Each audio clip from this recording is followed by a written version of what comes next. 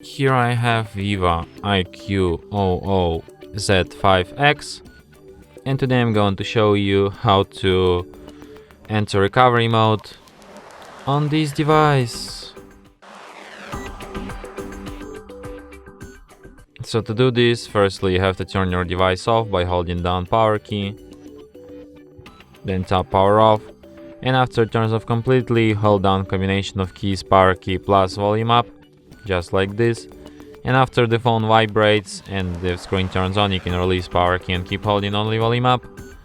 After that you will end up in the fast boot mode. Here you can use volume keys to navigate and power key to select, and you should select the second option, recovery mode.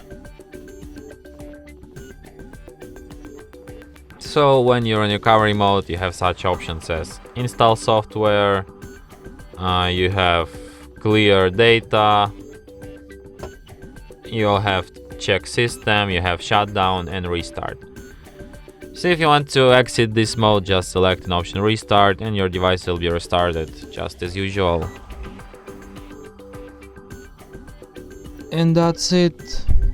Thanks for watching. If you find this tutorial useful, don't forget to hit that like button and subscribe to our channel.